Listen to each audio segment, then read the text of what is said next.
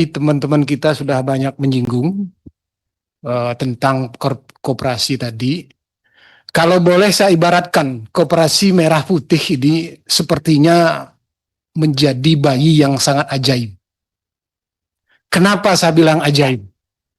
Karena dari sisi pembentukannya saja sudah menggunakan presiden dan jajarannya. Masuk hampir 9 kementerian terlibat di 17 ya. Ini luar biasa. Jadi bayi yang benar-benar ajaib ini. Artinya apa? Tugas Pak Menteri dan jajarannya ini luar biasa. Karena ini pertaruhan buat Bapak Presiden. Dari struktur kelembagaan pengawasan juga.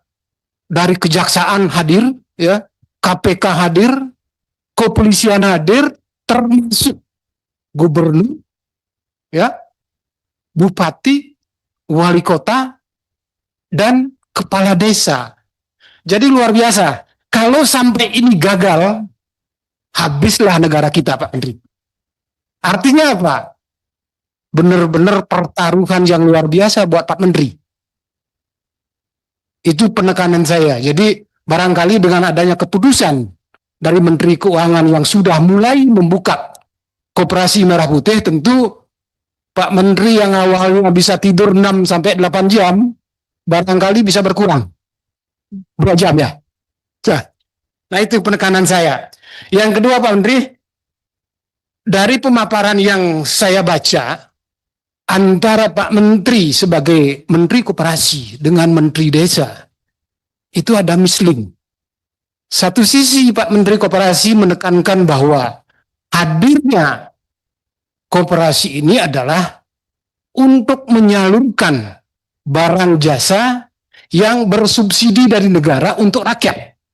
Yang tujuan utamanya adalah barang tidak langka, barangnya layak, dan harganya juga bisa lebih murah. Kan itu dari Pak Menteri Koperasi. Tetapi dari Menteri Desa, rupanya punya hal yang berbeda. Koperasi ini adalah koperasi simpen pinjam. Nah, kalau simpen pinjam koperasi ini, ya, dalam tahun pertama atau tahun kedua, saya yakinkan tidak ada yang meminjam. Saya yakinkan tidak ada yang menyimpan. Tetapi akan lebih banyak yang meminjam. Kalau seandainya bisnisnya tidak terbentuk dari awal, berapa persen yang akan digunakan untuk cash pinjaman buat masyarakat, berapa persennya akan digunakan untuk menyalurkan barang bersubsidi, ini berbahaya. Karena apa? Karena masing-masing koperasi desa kan diberikan plafon hanya 3 sampai 5 miliar ya, kalau nggak salah. Itu kan habis menjadi pinjaman.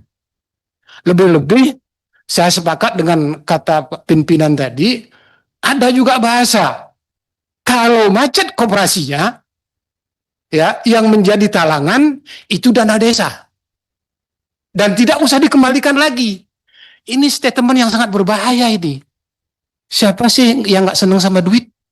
Siapa sih nggak senang yang namanya gratis? Nah, mohon koordinasinya yang lebih bagus. Sehingga harapan kita, benar-benar bayi ajaib ini berguna untuk bangsa dan negara, berguna untuk rakyat. Itu rohnya koperasi merah putih. Karena kalau kita berbicara lagi ke belakang, ini kan bertolak belakang sebenarnya. Koperasi tradisional dari anggota untuk anggota dan pengurusnya juga anggota. Ini sudah terbalik. Tetapi saya meyakini, karena kembali lagi saya bilang, koperasi merah putih adalah koperasi yang bayi ajaib yang luar biasa. Saya optimis ini berhasil. Tetapi lagi-lagi penekanan saya, Pak Menteri, dalam operasionalnya itu harus jelas. Berapa persen rapor yang disiapkan untuk menyalurkan ya barang jasa bersubsidi, berapa persen nanti akan gunakan untuk pinjaman. Nah, yang terakhir Pak Menteri, kita meyakini dengan kerja kerasnya Pak Menteri Koperasi, akan menjadi bagian benar-benar untuk kepentingan masyarakat. Pagu anggaran yang disampaikan 7,85 triliun. Ya, mekanisme transparansi publiknya nanti disiapkan seperti apa? Kita perlu tahu itu. Mau kemana saja dananya nanti itu. Jadi harapan saya, Koperasi Merah Putih akan menjadi tulang punggung ekonomi yang ada di pedesaan. Sekian, terima kasih, Pak Ketua.